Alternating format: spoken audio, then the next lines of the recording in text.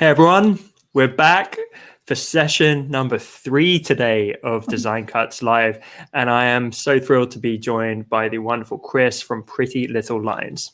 How are you, Kris? Hi everybody, I'm great, thanks. How are you? I'm fantastic. We're loving today, actually. It's been so much fun. 2 great sessions so far from Lisa Glanz and Denise Love. Yes. I'm on the champagne, guys, because it has just been a really, really exciting, really long day. So cheers to that. Yeah, so no pressure following those 2 up. Gee. Honestly, I can't think of anyone better to finish off today, Kris. Thank God. I got a sneak peek of what you're going to be teaching us. It should be a ton of fun. And hello to everyone who's been here for the entire day as well. I'm seeing some familiar faces in the comments. So it's been awesome. We've been able to hang out for 3 hours together today. Wow. So yeah, the dedicated illustrators in our midst. Kris, what are you going to be demonstrating and teaching us today? I'm going to be showing some textures in Procreate and how I paint textures, and also digital texture overlays, how I paint them, and scan texture overlays, but mostly how I actually paint them and also use texture or patterns to create texture as well. Drawn on patterns, yeah. Love it. Sounds good to me. Well, without further ado, shall we jump right in? Sure. I've got lots of videos. If we don't get through everything, I'm going to actually throw everything up on my YouTube as well, so we won't miss out. But I've got lots, so we'll see how far we get through. Appreciate. Well, these guys live can never get enough of this stuff, so good stuff. Well, we're visual learners, so it's all about video. So I will jump to that. Let's share my screen here. All right, and we are in. We are. Beauty. Okay. So this is how this is going to be a wedding dress tutorial, this first one. And so first start by drawing a pattern, and I kind of cheat because I actually take a seamless pattern that I previously painted and made, and then I just take it, and what I'm going to do is just copy over it and just trace over it to create a lace pattern. So that is kind of a little cheat. Amazing. Is there any way, can we make this video full screen, Kris? Sure. Would that work? Absolutely. I'll let you know. There you go. There we go. That's perfect. There, is that better? Yes, that's ideal. Great. So I just trace it over, just on a separate layer. Just going ahead there. Doesn't have to be perfect because, you know, it's going to be in a smaller scale and it doesn't, the background pattern doesn't matter so much. Just kind of want to get the idea. Well, I didn't realize you were so quick at drawing, Kris. Right? Aren't I speedy? So then I go and I just do another fill layer to turn it white and do a clipping mask just so that it's white, because I'll need that for later. So I'm going to copy and paste that into a new document. There's my lady. So I already drew her.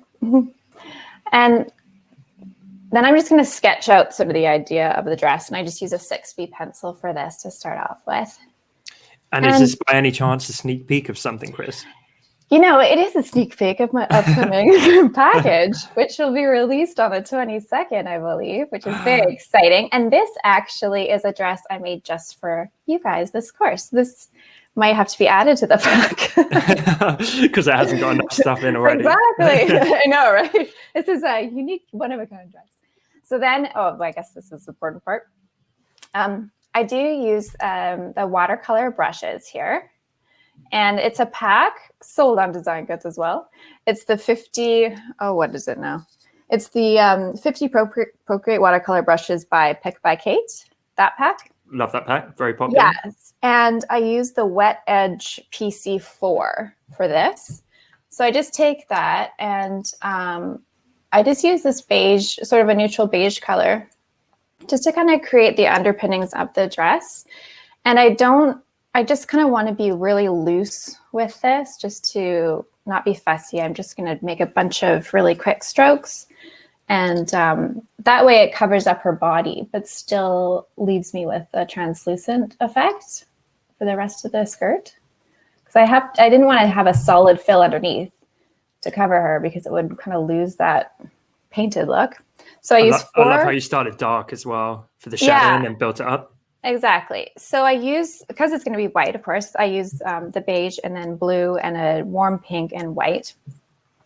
Because white, just solid white, obviously it's not going to read very interesting. So this is supposed to be mimicking tulle, that fabric. So it's supposed to be multi-layered and kind of a stiffer type fabric. So then I'm going to take my eraser, and this is where I actually just finalize or sort of make the shape of the skirt just by taking all of it away. And of course, everything, I'm crazy about layers. I use so many layers. It's insane. But I think that helps because not only I like to change my mind a lot, but also then you can, play around with the opacity and different styles and stuff like that. So it is time consuming because you have to do one layer at a time just to make the shape. But with this, of course, it's supposed to be a multi-layered fabric. So it's important for them to be irregular too, to show that dimension. So that was an easy way to do that. So what am I doing? Oh yeah, I'm just pulling through, like kind of erasing little bits in between too to make the folds a little bit more pronounced. And then just getting rid of the back there. I love actually that you pre-recorded this, because if we were watching this live, oh gosh, yeah, we'd be here for like 6 hours. Oh yeah, no, I know. Whereas we can learn so much more this way. Yeah, no. And also, I don't know about you, but I'm funny about people watching me draw. It's just like, oh, it's very nerve-wracking. So then I flip back and forth between the skirt and the bodice just because I don't know, making it up as I go. So here I'm using the same watercolor brush, but just a full opacity and just way smaller, just to start making some detail on the bodice.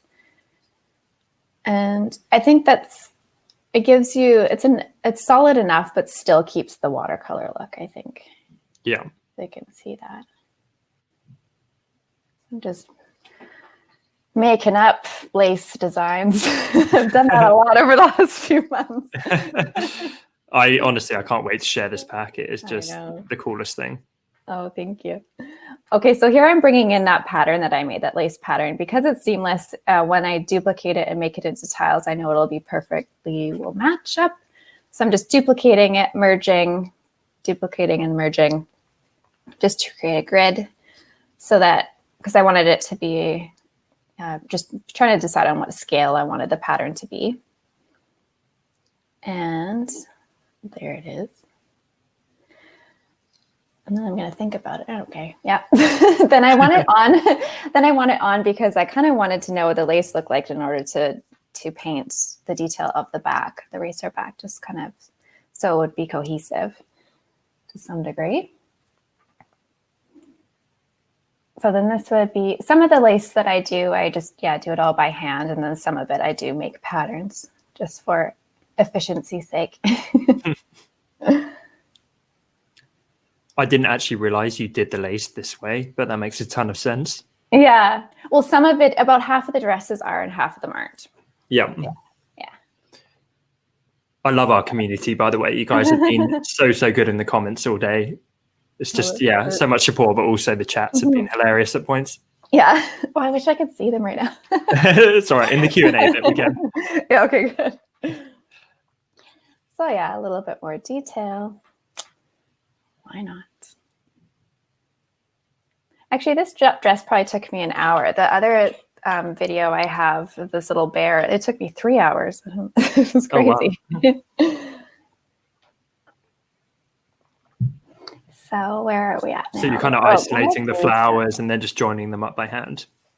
I'm just looking at them and drawing out whatever comes to mind. Now I'm going to fill it just so that it has that lace transparent look. So I just do it on a separate layer, fill it, and then change the opacity to get that sort of filled in lace look for the back. Otherwise that back would have zero structure and that wouldn't make sense.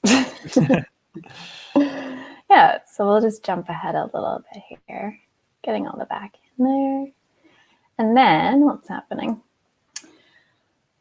And then I'm going to look at my layers and start. Oh yeah, now the bottom of the dress is really important because you want to have all those irregular edges again, because in tulle, they will all be, well, like a tutu, right?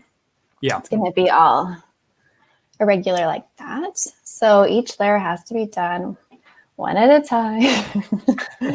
Forever erasing. You got to make sure you get everything. So you're using like 100% opacity eraser there Yes. on each layer, but you get that multi-layered effect That's just because there's so many of them. Exactly. Yeah.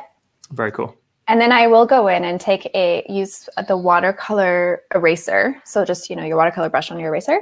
And then sometimes just make those edges more watercolor-like after I've got full opacity erased on them, just because I want to make sure that I erase everything properly. I do go in afterwards with all my art and go and take the PNGs into Photoshop and then put a stroke around them so that I can see if there's anything that I've missed, any little bits and pieces, because it will highlight your mistakes. Oh, I know what you mean. If you put like a red stroke around it and you've got a stray pixel. Yeah. Exactly. So I double check all my artwork, especially, well, if you're doing it like this, if you're erasing stuff, then it helps. So now I've put my lace layer on, and I'm going to decide on what kind of shape I want. So I want it to have an overlaid look over the tulle, sort of a stiffer. Now, if I wanted it to be softer, I would have made it so it had more folds in it. But this one, I wanted to have more of a stiffer lace fabric over top. And more erasing. And then I go and take the same watercolor brush and just put a line around it, and that creates some more of a realistic look and a finish to it. Which I think is finish the edges. And yeah, just to kind of hold the structure together. Exactly. More detail. You can never have enough detail. You really can't, apparently.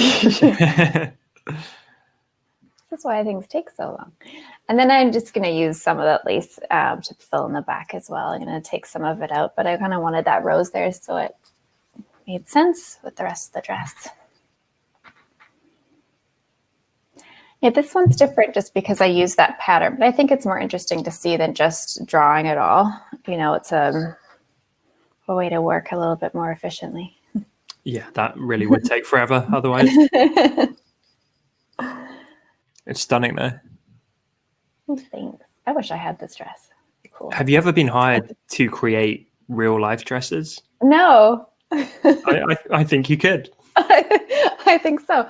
Well, I haven't really drawn any until this. Well, I guess that other pack last year, the Hello Lovely pack. Yeah. But I hadn't really drawn dresses until then. Yeah. Apparently, I really like wedding dresses. I love the insight into like your home working station. Oh, yeah. On the sofa or something. My cozy chair. Well, I have a new office. Do you notice I'm not in my bedroom as usual? That is true. I like, quite a fancy backdrop going on behind you. Thanks. Well, I one of my sons agreed to go downstairs to have his bedroom. So I got to move into his old bedroom and paint it pink. Totally voluntarily. I love that. Totally voluntarily. Well, the agreement was I had to paint all their bedrooms their favorite color. So, okay. Bit of bartering. Exactly. Oh, yeah. They're very good at that.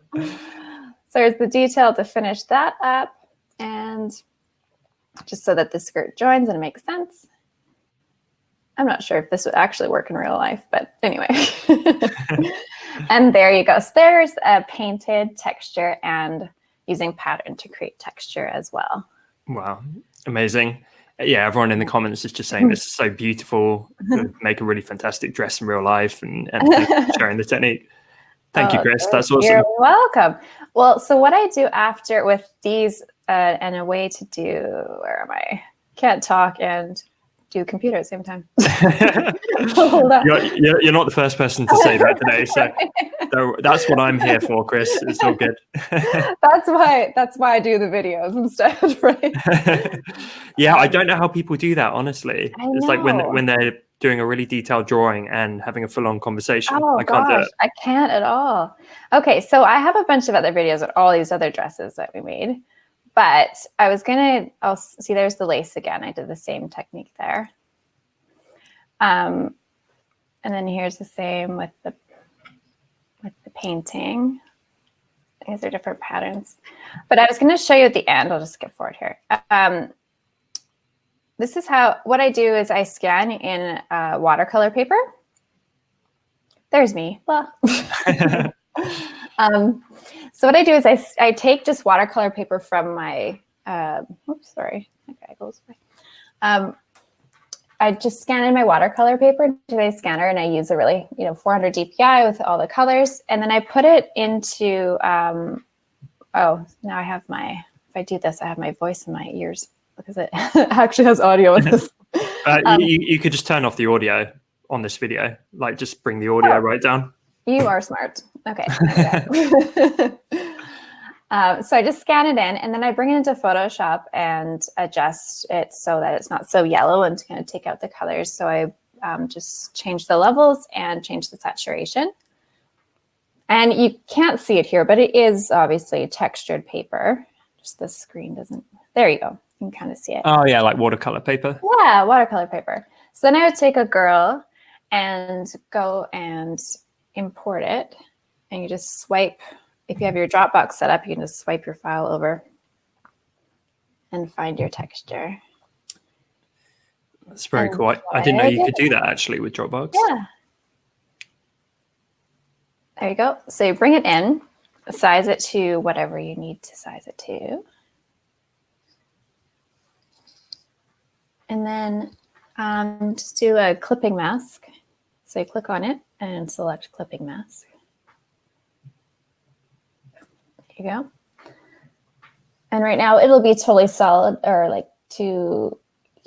it's just you've lost all the detail there. So then you just change it to multiply. It's a blending mode. And that way, if I do it faster, come on hand, there we go. That way you haven't lost all your detail, and you can change the opacity of it. Because in this particular project, I was working with Procreate and with actual watercolor. So I wanted to have the textures, the same, because when you scan in your actual watercolor, you still have that paper texture to it. Yep. So that way they blended it better. Makes complete sense. And for anyone interested in this watercolor style, I would, of course, watch this session. I would also check out Tila Cunningham's, because she went super in depth about how to do lettering with watercolor textures as well. Yeah. There's been a lot of watercolor goodness actually this week. Oh, yeah? I love it. Yeah. Everyone loves a bit of watercolor. Absolutely. So there you can see that it's textured now. Should Beautiful. Actual real texture. Yeah. Just really adds to that painted look. Exactly. Let me get out of here. So that's how to do scanned textures, or just a simple one. And then I've got this lovely texture bar. Is there anything you want me to touch on before I go into texture bar? Okay. No, this is perfect. And please, everyone watching live, I know you're all chatting in the comments, but do remember to put a question. If you see the ask a question area just below this live video, we're going to do some Q&A after these demonstration videos. Awesome. All right. So this is a different style. I didn't record, or I did record, but I didn't put on here how I drew the bear, because I didn't think that's what this was about. We'll do all the textures instead. So I used a couple. This is mostly oh, he's so cute. Painting with textures. So here we go. I'll make him full screen for you. So I like to have, on my characters, often I do outline them. And so, I should have closed my YouTube. So this is just making a nice scratchy line. And I think that's a great way, of course, to have texture is not have perfectly smooth lines. So I'm just outlining my work. So I have my final outline, and that's on a separate layer. And then with a 6B pencil, because I love my 6B pencil. It really gives a nice texture. And so just coloring in kind of messy like that, like a kindergartner, really gives a nice texture. So it seems to be a favorite, Kris. Lisa Glanz just said that earlier as well. 6B is her number one brush. Well, it makes sense. It's a good one. And then this one, I'm using the dry brush. So these are just all native Procreate brushes. And And so I'm just going to give them a little bit, just a little something over top. Why not? See me? More layers, layers, layers. 6B pencil again. And of course, a great way to make more texture is make a pattern. So I'm just going to draw a little plaid sort of pattern on them. And that way already they're looking quite textury. I'm going to say that word a lot today, I think. It's definitely a word as well. Really textury. Textury. Yeah, some more 6B and just kind of the way, just drawing it like little fur, I guess. A little bit all over. Yeah, this guy, it was so funny. It took me 3 hours. And I actually did it twice because my filming didn't work the first time. Oh, no. It's like, oh, come on. Yeah, it's part of the job, unfortunately, isn't it? It is. It really is. But yeah, absolutely adorable. I remember when you used to do more exclusively florals. Yeah. And I'm so glad that you've evolved into character design because... Well, yeah. I've just been trying to decide, and I just want to know what people would like to see from me, honestly. Because I love doing both. So maybe I'll just alternate back and forth. Why not? Why not? But this little guy, I mean, I was wondering, I can ask all of you here if this type of character would be something people would be interested in. Yeah, let us know in the comments. Are you interested in adorable bears? Adorable bears. And this, of course, the general shape of the bear can be made into other animals or little girls and boys and stuff too. But yeah, it's this sort of style. I'm going to be really disappointed if anyone's like, no. I hate adorable bears. They're the worst. They're the worst. Oh, and here I'm using a gouache. I always say gouache in my head, but it's gouache, I believe. Just for some shadows. That's my favorite one for shadows. For no matter what style I'm using, for some reason, that's my favorite for that. But yeah, no, I think I'll do some more. I think I'm trying to decide what to do for the next pack. You're getting a lot of people saying both. Both, so they love the characters and the florals. Yeah, good stuff. Well, that's good because that, once I finish one, I kind of want to do the opposite one. It keeps that interesting. Yeah. Medium spray nozzle for this. I like the spray paints on things that are furry. There's a little frog. He's cute as well. Yeah. Didn't notice the frog at first. I like his little eyebrow, like, long way down. Just getting a free ride. Exactly. Little birds, more pencil. Oh man. Well, if we ever get a mascot for Design Cuts, I'm giving you a call. Okay, sounds good.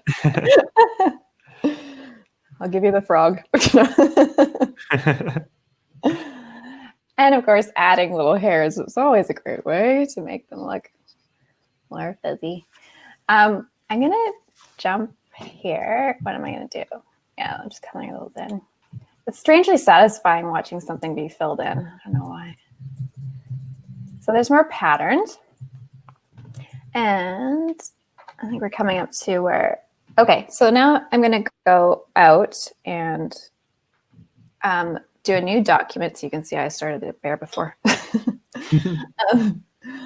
I'm going to do a new document, a new layer, and use some of the paint textures here to create some digital textures. So I'm going to go and use, I think the dry brushes first. Yeah, just fill the page with a bunch of dry brush. And using a grayscale works better because you don't want color to interfere with the color you've chosen. And I'm just going to do a couple of them, just all in different paints. And so this is the damp brush. And just smudging that all over. Even that looks stunning as a texture. Yeah. By the way, everyone watching live, I've just set up a poll. If you click on polls just below this video, and it says, do you do character design? I'm intrigued how many people watching live actually create characters themselves. Mm-hmm. And if not, you're going to learn hopefully a lot today about the process. So this one I do with the black and white just to make it different. I do think this is such an interesting way to create just completely unique textures, though. Yeah. Because no two are going to look the same. No, exactly. So I'm going to just copy them. So you just click on it and go to copy. I'm going to go back. And just paste.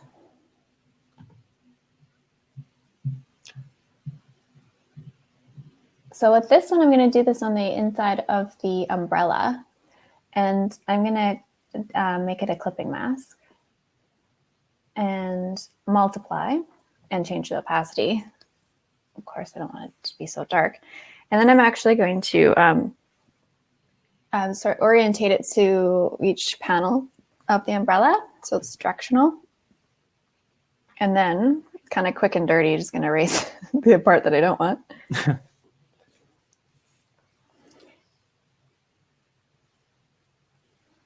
And then, so I've made a copy of the original one so that I can use it again. And then I'm going to turn that on and then change the direction for the next panel. Oh, that's cool. And then erase the part I don't want on that. It's subtle, but I think it makes a difference just to. Oh, massively. Yeah. Have it. Just adds so much depth. Yeah. Oh, we just got a comment from Conrad saying, if I could ask the audience what they think the ideal mascot for DC would be. Let us know in the comments, guys. I would love to see that. Good question. Yeah, so there I mean, we had our team done as superheroes by Lisa Clare previously. Those were adorable. That was like saving the universe or the design universe one asset at a time. Yeah, I love that. You still have those, right? We do, yeah. In fact, we've got some new team members, so we made some new versions. Oh yeah, I gotta have some new recently. ones. I love that. That was so cute. Yeah, it really is. People are loving your attention to detail, by the way, Kris. Thanks. I think that's where the magic happens, honestly. Yeah. Like the base illustration is fantastic, but just the depth and the texture and every little bit of edging is just spot on. And I think that's where perhaps less experienced people gloss over, and it shows. Right. So this, thank you very much. This one I'm going to make as the background, so it's kind of a gloomy day. So this is a bit easier than having to make the umbrella, but.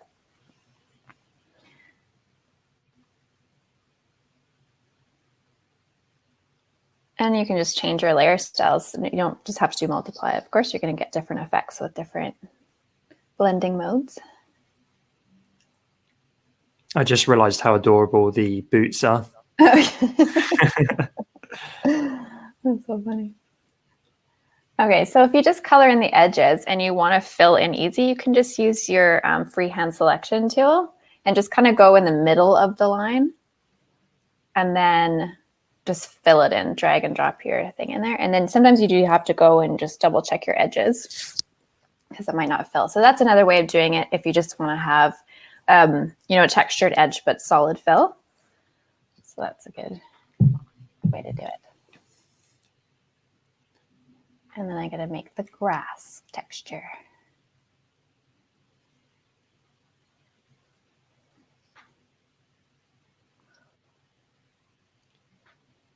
There you go. I hope that from today's sessions, everyone watching is just going to enjoy playing around more. So within Procreate or whatever your software is, just experimenting, creating some of your own textures, just seeing what works and what doesn't, and trying to create these different surfaces and work with different brushes. Totally. Well, there's plenty of brushes in there, just to start with anyways. But also the textures that I made, I didn't plan like that one was exactly going to be for the grass or anything, but you just sort of happy accidents, Yeah, Viran just said, this is so much better than trying to do every bit of texture by hand. Oh, yes. Totally. Imagine doing every little blade of grass. Gosh. Yeah, exactly. So just using the water brush and the dry brush to make the watercolor, and then water brush to make some clouds. That works nicely. And more pencil. And I'm just going to go and like tidy up, sharpen up the edges to make it pop more. Of gouache for a little shadow.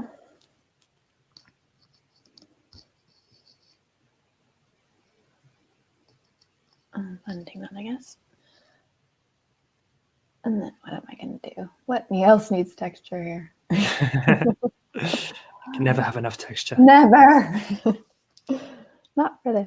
Oh yeah, I just duplicated the clouds and moved them slightly and changed the opacity just to give a little depth. Give them a highlight.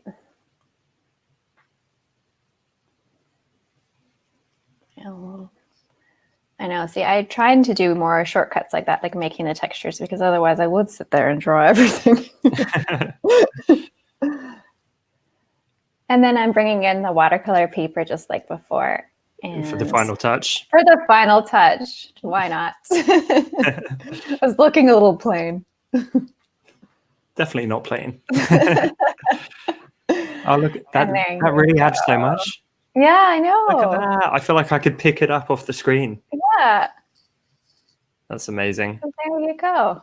Let's show some love for Kris's illustration techniques in the comments, guys. That's so cool. Deborah thinks that this little bear should be the mascot. Aw. He's a cutie. That's so awesome. Right. Thank you for sharing. Are you happy if we jump into some Q&A, Kris? Sure. So I'm going to stop sharing the screen. There we go. Incredible. That was great. Thank you. Oh, yay. Awesome. Honestly, I could watch this stuff all day, and we've had so many people this week in the comments being like, this is like meditating. I can just there and get mesmerized. Yeah. I know. It's really cool. Look at everyone in the comments. Thanks, guys.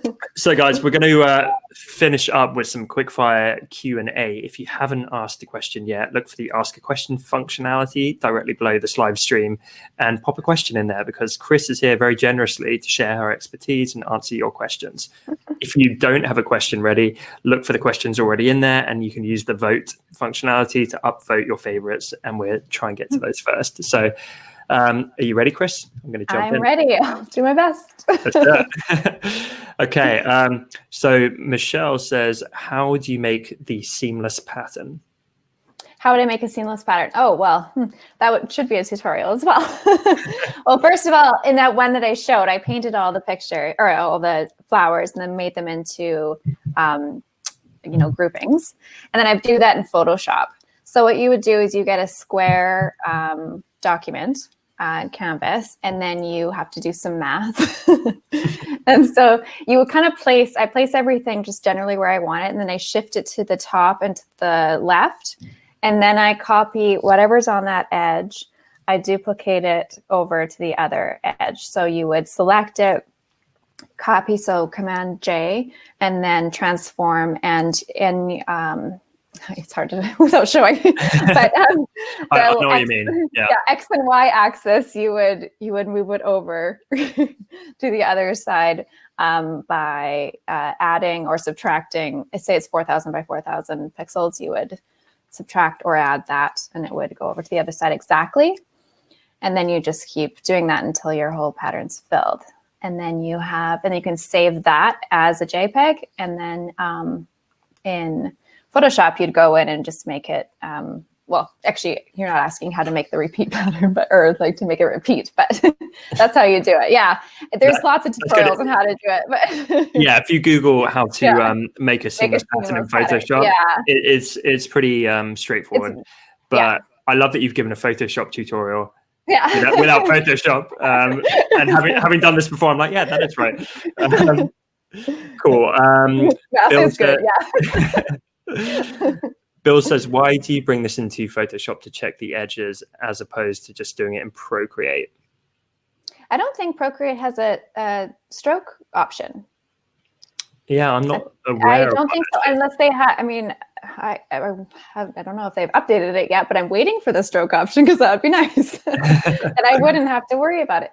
But the reason why I do it just so to make sure that my drawings are totally clean, because we're using them for digital art, I'm selling them and using them for other people. I don't want them to be using it and having stray pixels everywhere. If it was for Instagram, I wouldn't worry so much. But if I'm giving it to somebody, then I want it to be totally perfectly clean. Absolutely. James asks, on average, how long does an illustration take? And do you take a creative break during the piece to refresh your mind, or do you work straight through? Sorry, what was the first question, part of the question again? So how long on average does an illustration take? Oh, good question. Okay, well, that bear took 3 hours, but I was filming it, so I do find when I film, it does take a little bit longer.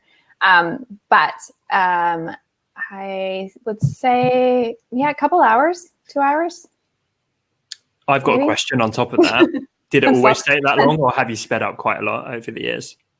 I've sped up maybe a little bit. I don't know. Honestly, I think my watercolor has gotten a lot faster. As far as drawing, it depends what I'm drawing. Like, it really does. And I think if I've worked it out before and then I'm drawing the similar thing again, I can do it a lot faster. If I've made a lot of the decisions, it's oftentimes just, making decisions and trying to decide exactly what I want to do. Some days are better than others, though, too. Some days I don't think I can draw at all. You're just like, oh, this is horrible. We all have those days. And do I take a break? And do I take a break? I haven't taken a break in a really long time. I need a break. What about during illustration? Do you break that into pieces, or do you go right through? I generally go right through unless I'm interrupted by my kids. You hit that flow state, right? And so you don't want to lose it. Yeah, exactly. I really try to go. Try to go through. I do. Love it. Paul asks, and this is Paul Hallam. I don't know if you're familiar with Paul's work on Instagram. Fantastic kids book illustrator. Oh, awesome. So Paul asks, what blending modes and color combinations do you think work best for texture work? Well, the blending modes, I guess it kind of depends on what color you're using. Often I start with multiply, but then I'll go through to see what works, whether I want it lighter or if I want to add color. But as far as what colors, well, I like pink. So a lot of my stuff is pink, and that's sort of what I'm geared towards is, pretty pink things. But yeah, that's a great question. I'm really more into the pastel colors, I guess. That's just my personal preference. I think the answer has to be, though, do whatever's true to you. Yeah, because totally, exactly. We work with so many talented people. You're definitely more on the pastel side, but we work with some people who are super bold and couldn't be more different. Totally. But you're both fantastic. So. Okay, well, I love Lisa's combinations, all the colors she does. I love looking at it, but then when I try to do something similar, it just doesn't work for me. It's just it's whatever. So, I love it that she does it, but I don't know. It looks funny when I try. But you don't want to be a Lisa version too. I don't. But I'm like, she doesn't want to be a Kris version too. No, I know exactly what you mean, but I think you've definitely defined your style. Yeah. And that's advice Lisa gave on her session. When people are starting out, it's so important to find your style. Yeah. Because if you're bouncing around or maybe a bit more generic or looking like someone else, you're going to struggle. But I see your packs and I see your illustrations and I'm like, that's Kris. Yeah. Immediately, I know it's you. Yeah. Well, that's good. Glad to hear. Which actually does lead on to our next question from Grieth, which says, best advice for a freelance illustrator. Best advice. I think I said before, I'm a big believer in just continuing learning and continuing to try new things. And I think that even things that aren't necessarily something in your wheelhouse, just kind of, I love Skillshare. I love just teaching myself things and just YouTube videos and things, just keeping up to date, or I don't know, just trying to not get always stuck in just what you do, even though you want to be niche, but you also want to keep improving. I don't know. That would be my tip. Yeah, no, great answer. Ariel asks, where do you find inspiration for your illustrations and characters? Well, last time, remember I said my brain, so that was sort of dumb. But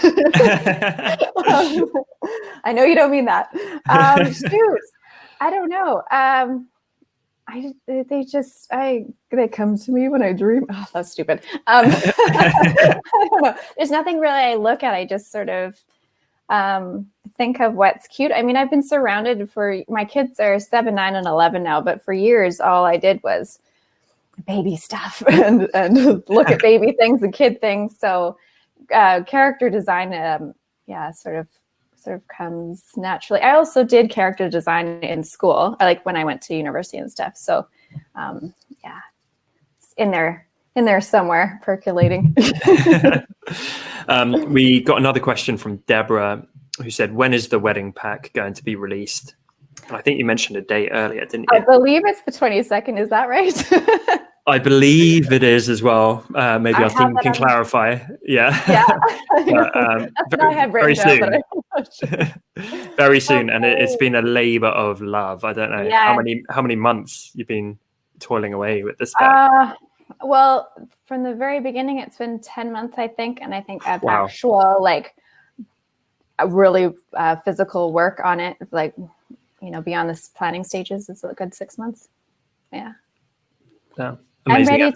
I'm ready to do another pack. I love it. Ready for something different. Vicky asks, I'm hoping that you could offer the base ladies so that they could be used as models. Are they available in this pack or any others where someone can use them just as a base, maybe to inspire their own outfits and drawings? Well, the pack is a creator, so you can create the ladies to your so the shape of them, and you can change their hair color, their skin tone, all that usual stuff. So you can absolutely use them as a base. Yeah. Amazing. So they're there ready for you. And men too. I did men, you guys, and boys. It was a departure. Yeah. I know it was. There's some stylish looking fellows in this pack as well. Oh, yeah. Holly asks, where do you get your inspiration for the people that you draw? What about the clothes? Have you done fashion illustration before or had classes, or do you just make it up? I do look at trends, of course, for the wedding dresses. I kind of wanted to see what was in style. I got married a long time ago, so kind of out of the loop there. But I did look at trends and stuff. And just sort of on Pinterest, seeing what's going out there. And then I just draw from I just make it up mostly, and things I like and how I think it would look good, what I would want to see and what I would want to wear. What was the other part? So that was the wedding part. Yeah, it was in terms of the people and the outfits. Oh, right, the people. The people are, they're just made up. I like to say that some of the men, or one of the men in particular, was modeled after my husband. I was going to say, did you get him just to stand there in a tuxedo for 3 hours? So my kids are always like, draw me.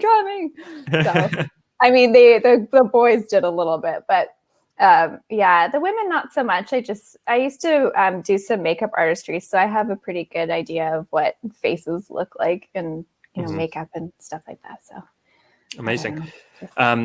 James asks, do you have any apps that you use on your phone for a quick sketch? So if you don't have the iPad to hand and an idea comes to you, like, do you get it down somewhere?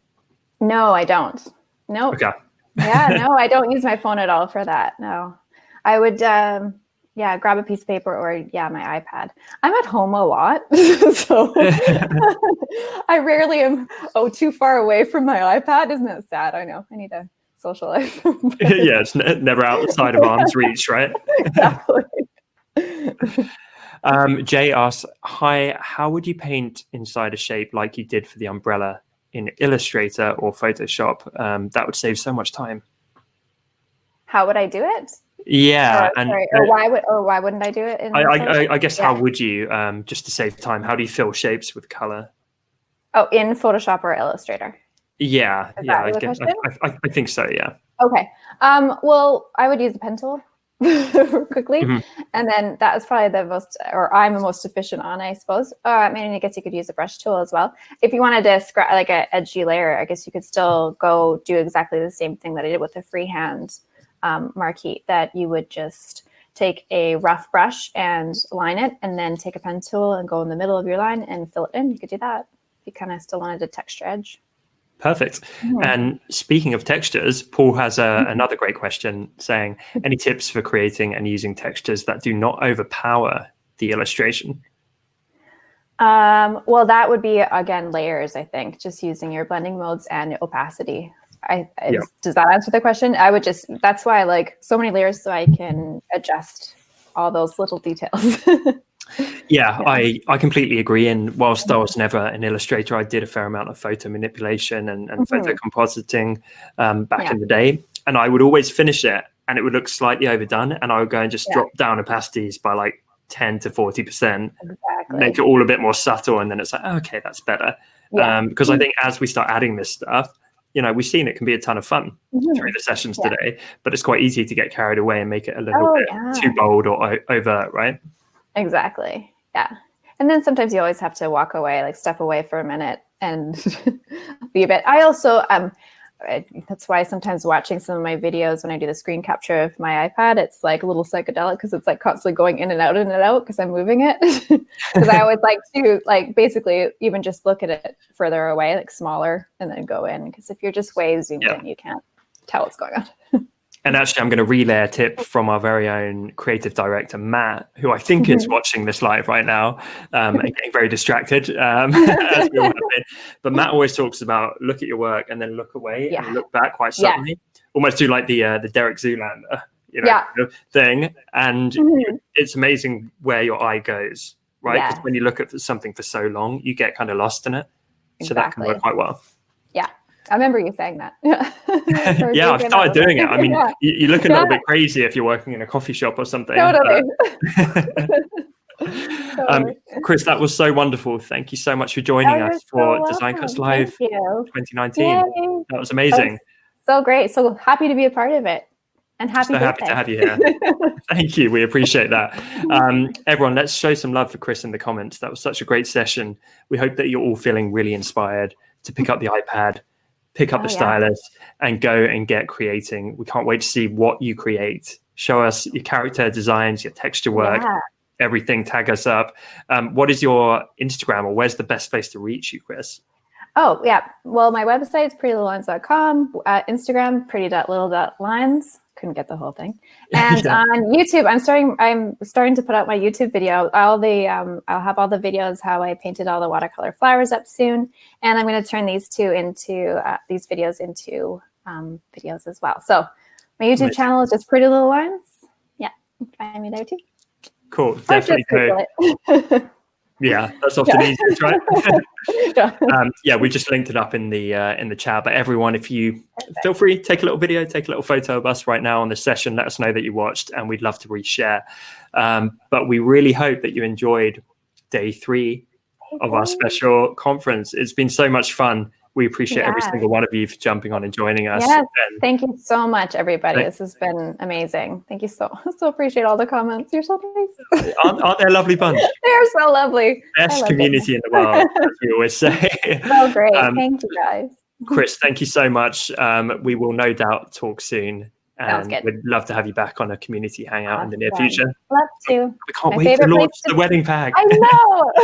Me too. Incredible. I'll talk to you soon. Thanks again. Take care. We appreciate you. Bye. Hey guys, we hope that you enjoyed this session. Grief just said epic day. I completely agree. We've loved this week. We hope that you're getting a ton of free value from this conference, and come back tomorrow for even more sessions. I'm sure our team are going to link it up in a minute. That is, of course, the final session for today. But tomorrow we're talking all about social media and the business side of design. And so there's going to be all kinds of sessions. There's going to be Ryan from Pitchproof talking about Instagram strategy. I'm actually leading a session as well, talking about how to earn money as a creative. And I'm really keen to kind of help you guys get past that starving artist stereotype and really show you how much abundance and possibility there is to make money from your art. And then we're capping things off with Christo from the future, which should be a fantastic session in how to niche and how to be a specialist in your craft and the benefits that come with that. So we hope you love the sessions tomorrow, and thank you for being part of the event. Be sure to go and check out all of the incredible bundles that are being rerun right now. There's just a few days left to get them, and it's up to 99% off the best digital resources in the world. We're talking fonts like Futura, some amazing illustrative packs, textures, whatever you use in your work. We've got nothing but the best from the past 6 years at these unbelievable discounts. So we hope that you love scooping up any that you've missed over the years. And of course, check out our competition, where there's just a bit of time left to enter that and try and win the iPad Pro, as well as dozens and dozens and dozens of freebies. There's just so much on offer during this whole week. We hope you have a blast, and I will see you back here tomorrow. I hope you love the sessions then. Thanks, guys, and happy creating for the rest of your day.